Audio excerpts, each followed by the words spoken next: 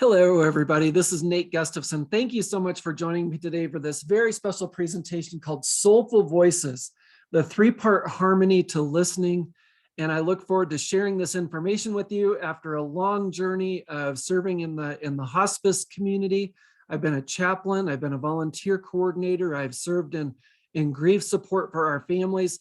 And over the last 15 years, I've truly come to realize how critical it is to listen deeply, not just for the information about someone's story, but to really listen to the heart of what someone is sharing.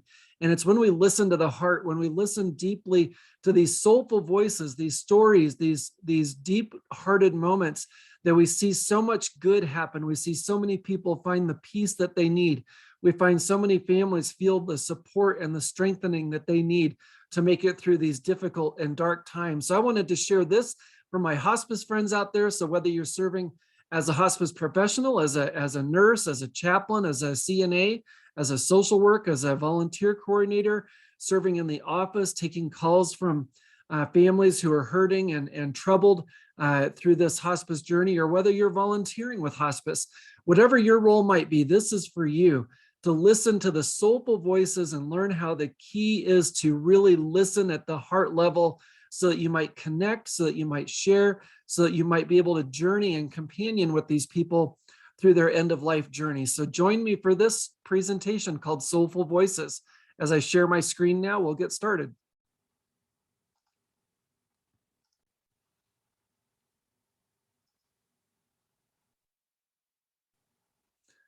Soulful Voices, the three-part harmony of listening. Most people do not listen with the intent to understand. They listen with the intent to reply, wrote Stephen Covey in his famous, highly successful book, The 7 Habits of Highly Effective People. How true is this with you? How many times have you tried to share what's really on your heart, on your mind with someone, and felt like they just completely don't understand, feel like they just are not on the same page with you, or as soon as you share one little piece of the puzzle of what's going on with your heart, with your soul, with your life, someone rushes in and they jump to judgment, they jump to fixing or solving or interrupting, or they try to one up your story with a story of their own about how horrible their life has been, or how hard their hardships have been, or how sad their sadness has been. So many people do not listen, and it's so critical as hospice folks that we listen deeply. We listen to the soul, we listen to the heart, the care, that we care so much, not just about the physical pain that someone is in, but we tend to their emotional, their spiritual life, that we really surround them in love. And we do that through our listening. So whatever your role is with the hospice team, I want to encourage you to really take this opportunity to learn to listen with great intention as we go through our Soulful Voices presentation. We have a few goals here in this presentation. The first goal is to identify that there are 3 parts of every person's story. The next goal is to define what I call harmonious listening. The third is to become familiar with keys to connecting. These are important, simple steps and keys that we can all apply in our role on the hospice team. Again, whether that's in the office taking calls, whether that's in the field supporting people at their deepest, darkest times, these are keys to connecting that go such a long way. Fourth goal is to develop your listening spirit with curiosity. I want you to become so just focused and desiring to listen well. I want you to care so much for the people that you're serving that you will work at your listening, that you'll invest the time and the effort to become a better listener and develop your curiosity, which is really your listening spirit. And then finally, we can learn all this, but it doesn't do us a lick of good unless we apply it. So I really want to encourage you, look for ways even today and tomorrow to apply the keys to connecting and apply this harmonious listening to your role on the team. So let's get started. We're going to start with a couple of foundational beliefs that I believe that we can all get on board with here, understanding that our role in hospice is to care for the whole person. And so the whole person and their life is a story. There really are 3 parts to every good story. There's the beginning, there's the middle, and there's the end. Or at the opening of the story, at the opening scenes of the movie or the play on Broadway, or or the novel that you enjoy reading, there's a character, there's a context, there's something that you begin with. And oftentimes there's very early on in the story, a great crisis or a great struggle. And so in people's life stories, we understand that no one gets through life scot-free. We all have struggles. We all have stories that are filled with lots of struggles, lots of obstacles to overcome. And the middle part of our journey is really, how are we going to overcome those obstacles? How are we going to make our way in the world? How are we going to make our mark? And then the end is the climax of how does this all wrap up? Whether that's truly the final days of our story, whether that's just a long season of our story, whether that's there might be an ending point to part one of a person's story, and then part two begins all over again. So realize that every person's life is a story, and there are three parts to this story, and it can take various different shapes. It could be a comedy, it could be a romance, it could be an action story, adventure, tragedy, science fiction, anything, or sometimes it's all of the above. Some seasons in the story, some parts of the story are very tragic, and then there can be a couple of lighthearted times as well. Even in the midst of deep tragic times, you can still find that these parts of a person's story are always unfolding, and they're always very fluid and moving. Every person's life is a story because it has context. Where was a person born? What was their family like? What were their friends like in school?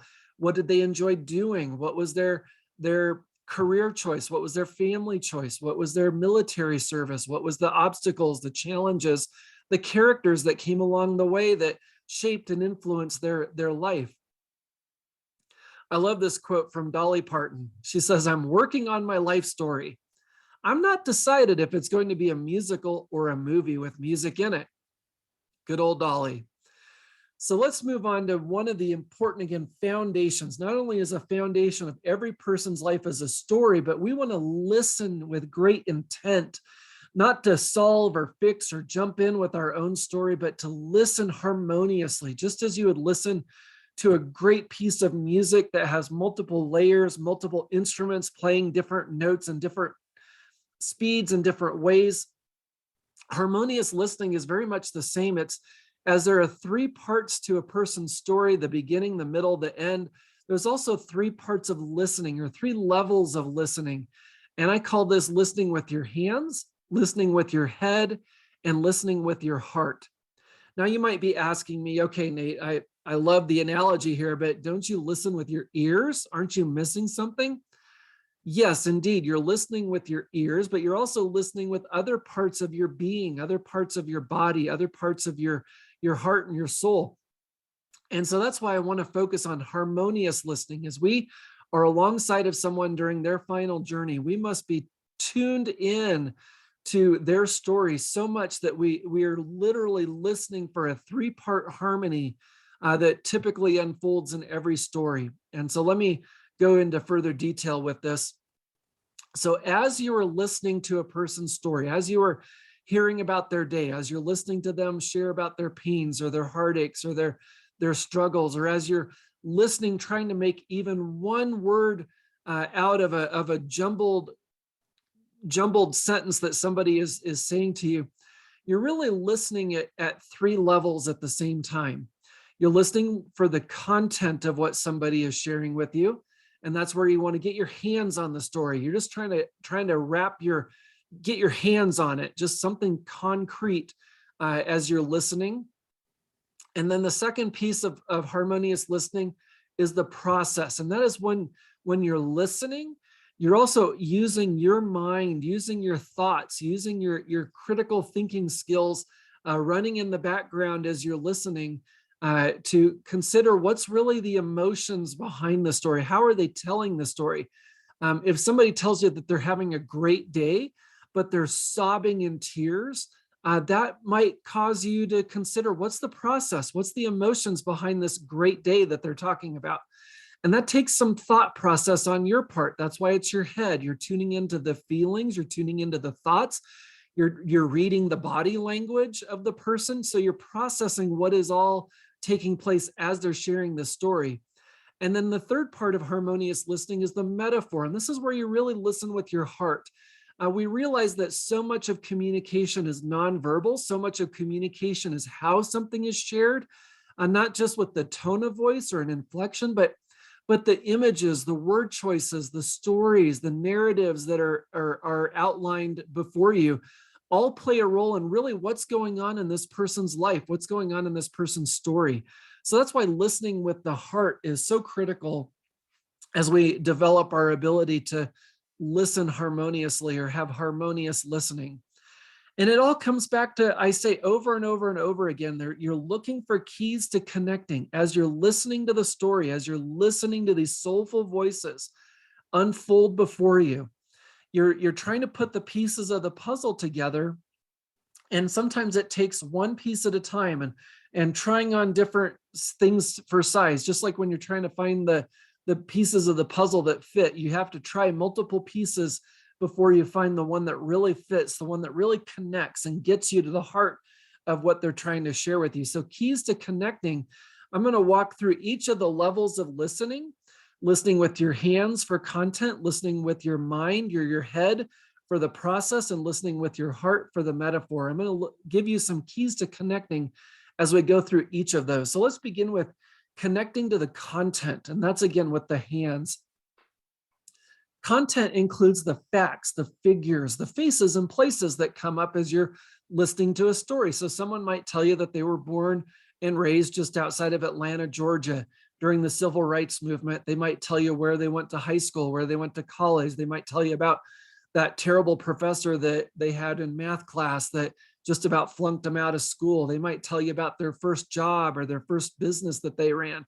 They might tell you about how they met the love of their life on a bus ride across the country, and how that love of their life was next to the very last open seat on the bus. And so they went and sat next to that person, complete stranger, and fell in love instantly.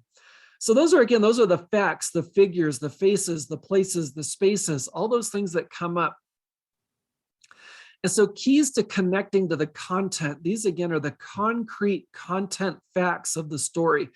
And it really goes back to basic active listening skills, remembering to paraphrase back what someone says to you, restating it in your own words, asking clarifying questions when you're listening and it goes by so fast and you ask, now was that Atlanta, Georgia, or was that, or was that Birmingham, Alabama, or was that, Kansas City, Missouri, or Kansas City, Kansas, or where were you at that time? And how old were you again? And what was your family doing at this time? And you're just trying to understand, again, clarify the story. Also, it helps you keep them talking. A great key, a great phrase is to lean in and say, tell me more. Can you tell me any more about that? And then what? Oh, what happened next? Really, this is where your own interest and your own curiosity will help you keep them talking, keep the story going. And don't hesitate also to let silence be your friend. Practice, being still. Even if you count to 20 before asking another question, it can feel like forever, but 20 seconds is nothing. Sometimes I'll sit with someone for a minute, 5 minutes, and try not to say anything just in case they have anything that they want to share. Just be okay with the silence. Be okay with just letting the story resonate in that space and time that you're with them. So really, curiosity through all these levels of listening is going to be so important. That's why I want to encourage you to start practicing the 5 W's and the H. That's who, when, where, why, what, and how. And that's our graphic on this screen is the 5 W's and the H. Practice asking good questions, open-ended questions, not just yes or no questions like, oh, is it hot in Georgia? Or was it hard growing up in the Depression? Or did you think that she was pretty? That could be a great clarifying question, or you might be curious to know. But instead of that, you could say, what did your wife look like back then? What was the most striking feature as you met her for the first time? That is a better question than, oh, was she pretty, or did you think she was cute? When you ask about someone, clarifying someone when they tell you that they were poor, ask them, well, how poor were you? What did it look like to grow up in your day and era? That allows them to explain it in their own terms instead of rushing in and coming up with your own answer to the questions. So let's shift now to connecting to the process. This is how someone is telling their story. And this is where we use our mind, we use our brain power as we're listening, as we're encouraging someone to keep sharing. We're also letting this sink into our own processor and really trying to process the emotions of the story. How are they telling their story? Making mental notes about the thoughts and feelings. Oh, they said that, they said scared like 3 or 4 times as they were talking about that event. I'm going to make a mental note and revisit that with them later to find out more. Oh, they kept talking about, well, I thought about this, or I thought about this, I thought about this, but you didn't hear anything about a feeling, didn't hear mad, sad, glad, afraid, terrified, happy. You didn't hear any of those kind of words. And so you go back and you say, oh, I'm going to make a mental note about that and inquire about their feelings. What kind of feelings were you having as you went through that time? Or what does it feel like? What's it like for you emotionally as you're going through this difficult time? So keys to connecting to the process, you're validating the emotions. So as they're telling you about the days and the places and the spaces that they went through and the events that have unfolded as they've come before you on this hospice journey, you're looking to validate their emotions. You know, things like, oh, I can't even imagine what this is like for you. Or it sounds like you really felt sad when you had to take on raising your younger siblings after your mom died. Or you can say something like, well, you seem to be feeling quite joyful as you recount this story, or you seem to be feeling really sad or upset, or you seem kind of lonely as you've gone through this time. You're just, again, you're trying to find the pieces of the puzzle that line up. And so validating just makes note that you're listening, that you hear them, that you notice their story, and you're noticing not just the details of the story, but you notice the feeling, you notice the underneath the surface process and what's going on. And again, you're looking for those nonverbal cues. Are they speaking with energy? Are they making eye contact? Are they looking down? Are they sighing a lot? What are the nonverbal cues that help you understand really the process of what's going on in this time? So again, connecting to the metaphor, this is the heart of the matter. This is really the golden nuggets of a person's story that takes it from just being a good active listener that understands, oh, they were born and raised in Georgia. Oh, they like to play baseball when they were a kid. Oh, they met their wife on a bus trip. All those things are great pieces of information to collect and can be really helpful in making a connection with somebody. But the true deeper meaning of the story lies in the story itself, and in the metaphors that are expressing the heart's deepest desires and deepest feelings in that moment. So every word, every action, every word picture has a chance to communicate something both consciously and subconsciously. And so that's why we want to tune into the metaphors, tune into the images and the story behind the story. So as they talk about their life, and as they talk about how they, how they talk about themselves, someone might just say, oh, I was just a dumb cowboy from the backwoods. Well, they might not have really been a cowboy, but they're using the image of a cowboy to represent how they feel about themselves. And they gave you a really good clue when they called themselves a dumb cowboy. That's a symbol, that's a metaphor that tunes you in to say, I wonder what that really is about them. I had a woman one time who was on just a ton of oxygen, had terrible lungs, had like 10% lung capacity left. And she would talk to me about how she'd have these dreams of drowning and these dreams of suffocating underneath a heavy blanket. And I didn't catch that those were metaphors to explain what it's like for her to live with such limited lung capacity. And ever since then, I was just like, wow, I've got to tune in more to what these stories are about, what they share, just to give a deeper meaning to the story. And linking common themes. Do they keep coming back to the same image? Same talk about a cowboy, or same talk about a certain type of family. Oh, we were just the Leave It to Beaver clan. I was just brought up to be, to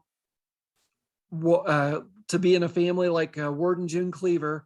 Those are, themes that keep coming up over and over and over. So this allows you to connect to the content and the process. When you listen for these metaphors and start to unpack them, it again takes it from just good listening to amazing healing and hope-filled listening, which is our goal as hospice providers.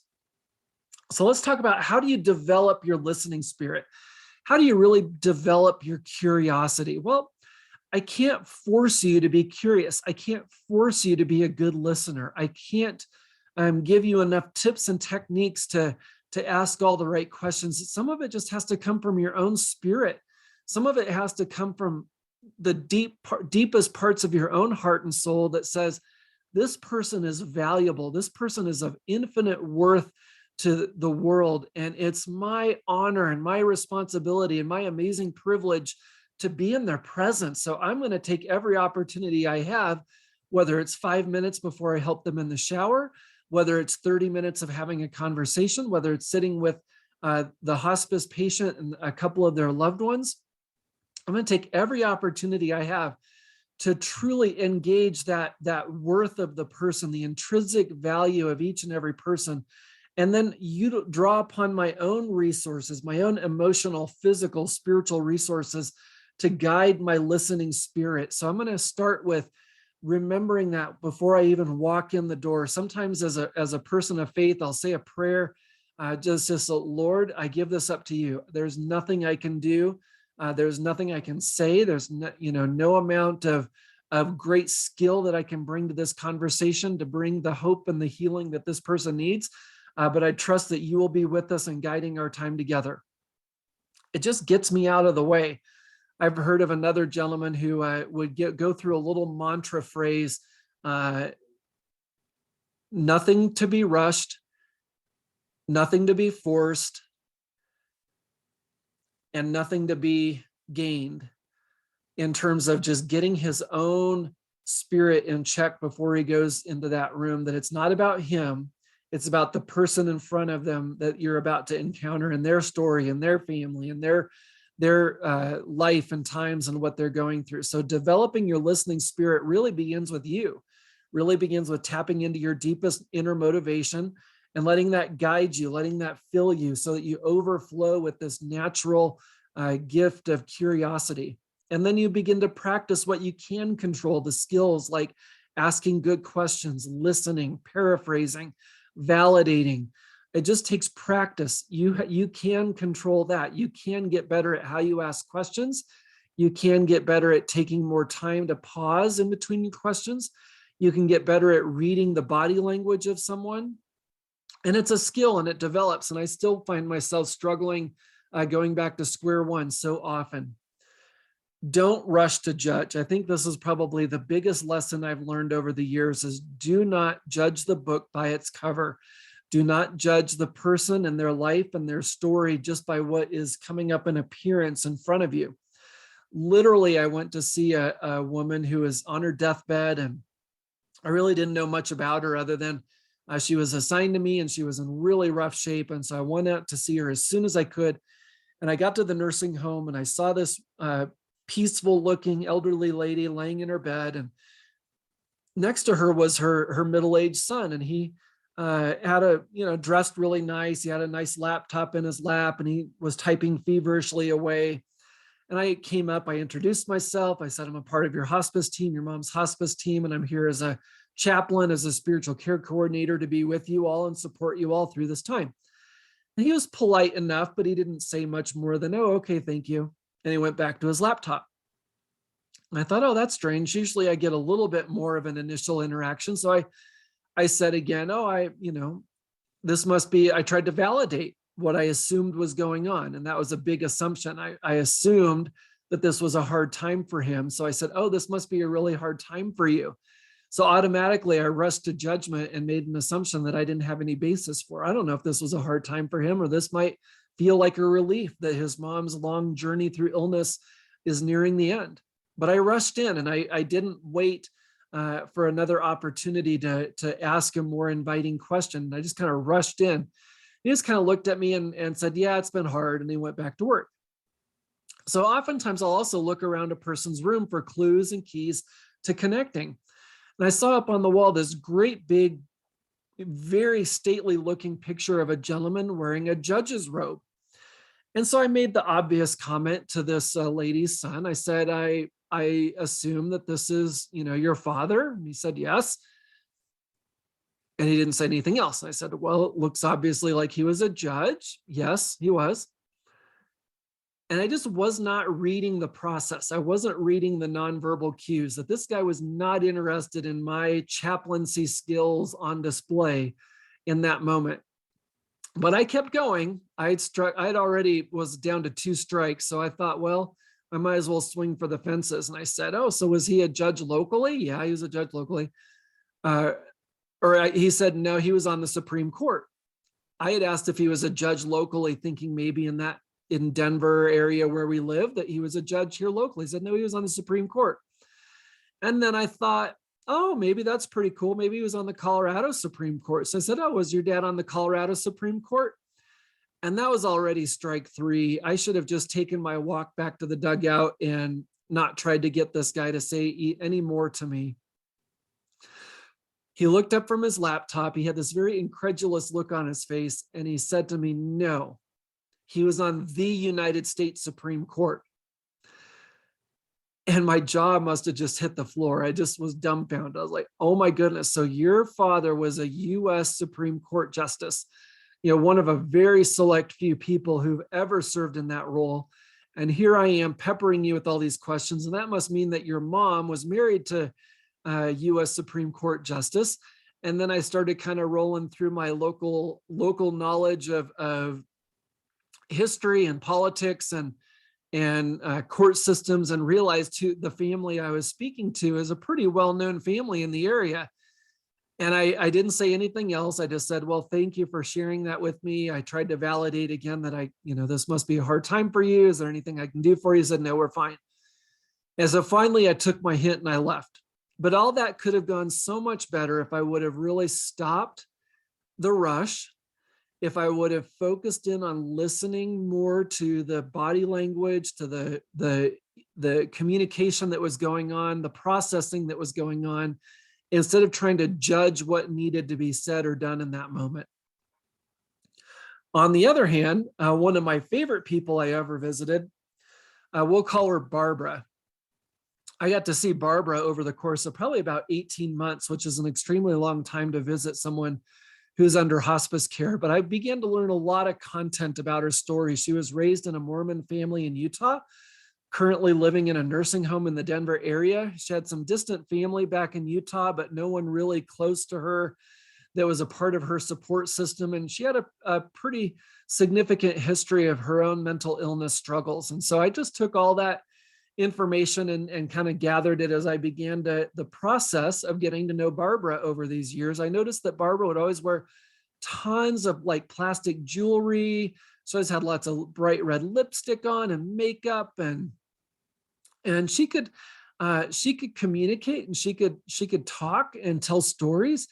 But when she get really flustered by her environment, very easily flustered by her environment, and instead of talking, she'd make like these zip zing sounds, and she'd clap her hands and she'd point at people. And then other times she'd tell these very sad and tearful stories. And then at other times you had to duck really quick because there might be a food tray flying your way. So there was a lot to process with Barbara, which made her a favorite of mine over the years to visit. And I just adored sitting with her, and we became pretty closely connected. And I began to see that there was this theme. And part of it was related to her religious upbringing, being a part of the Mormon Church, the Church of Jesus Christ of Latter-day Saints. And there was a image of one of the Mormon temples in Utah in her room. And that was really important to her. And she always spoke very highly of her church. And then there was this picture of Jesus that said, I'm always watching. And I just thought, there's something to that.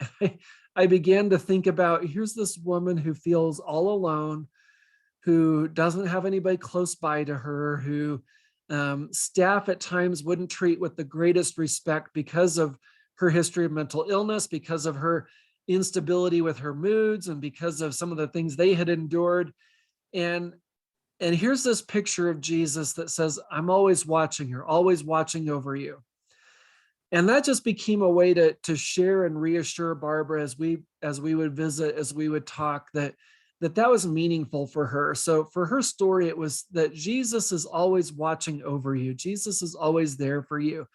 And just that we could continue to come back to that theme over and over and over the course of our 18 months. And it was just a great joy to see her comforted in those difficult times by that, and see her come to the end of her life with really a sense that she was cared for, loved, and connected to, instead of this alone, isolated, and mistreated person. So that was a chance to really see the story unfold and see this become such a beautiful opportunity to support Barbara over the course of about 18 months.